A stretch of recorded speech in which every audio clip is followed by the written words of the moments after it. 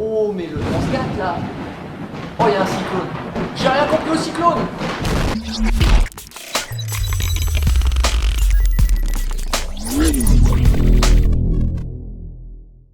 Bonjour à tous, c'est Obian. Aujourd'hui on répond aux commentaires de Masti, mais aussi de Florencio sur Twitter, qui m'ont demandé comment se former un cyclone. Pour ceux qui viennent d'arriver sur ma chaîne, vous ne le savez peut-être pas, mais j'habite en Nouvelle-Calédonie.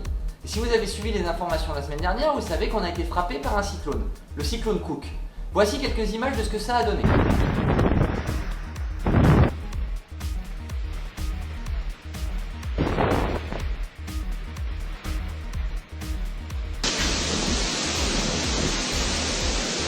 On va commencer par parler un peu sémantique. Vas-y là, c'est quoi la sémantique? La sémantique.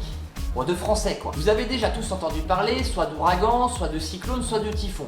Mais c'est quoi la différence? Eh bien la seule différence qu'il y a entre les trois, c'est la localisation géographique.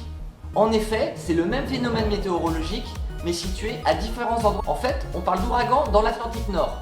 Dans l'océan Indien, on parlera de typhon, alors que dans le Pacifique, on parlera de cyclone. Ceci étant dit, venons-en au fait. Comment se forme un cyclone? Pour que se forme un cyclone, il faut plusieurs conditions. La première étant qu'il faut une eau de mer à 26 degrés Celsius. Ah, ciel. C'est bon là, stop, on arrête, j'en ai marre ta blague, ça fait 20 fois que tu nous l'as fait, dégage. Je disais donc qu'il faut que l'eau de mer soit à 26 degrés Celsius sur 10 mètres de profondeur. Donc il faut avoir eu une période chaude pendant un certain temps pour que l'eau de mer puisse chauffer à 26 degrés sur 10 mètres de fond. Pour ce qui me concerne, la période chaude dans le Pacifique s'étend de décembre à avril. Maintenant, vous allez me dire, mais pourquoi 26 degrés Celsius? Tout simplement, vous pouvez faire l'expérience à la maison.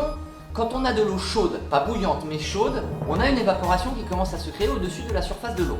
Donc, à partir de 26 degrés Celsius, l'eau commence à s'évaporer et monter vers le ciel. Cette vapeur va monter, monter, monter et créer un nuage.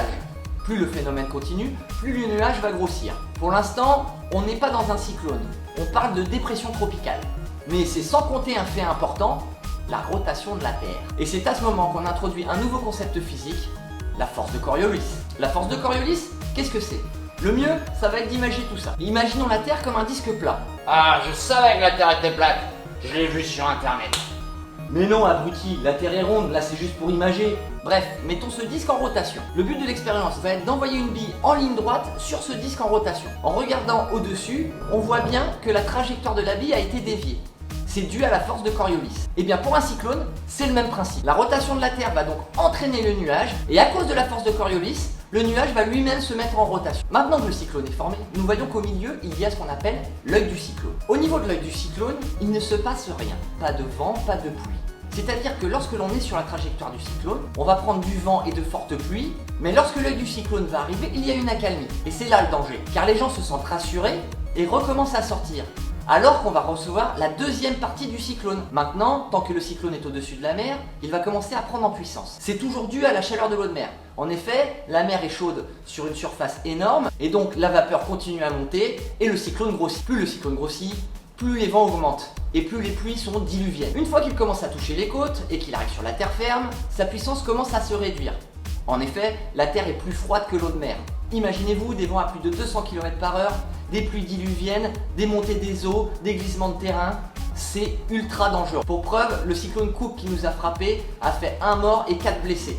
Et encore, c'était un petit cyclone. Pour en finir, les météorologues classent les différents cyclones en 5 catégories, qui vont être définies en fonction de la puissance des vents et des pluies. Voici les 5 catégories. Voilà, c'est tout pour cette explication. Je vous prépare un Calédo-vlog pour vous montrer encore la Nouvelle-Calédonie. Je pense que ça va envoyer. La vidéo vous a plu, n'hésitez surtout pas à la partager. Ça me ferait plaisir que plus de personnes voient mes vidéos. C'est pas pour la monnaie, parce que comme vous l'avez vu, YouTube a changé et en dessous de 10 000 vues, on n'a pas d'argent. Donc moi c'est vraiment pour toucher un plus large public et avoir des critiques supplémentaires. Et je vous dis que la science soit avec vous.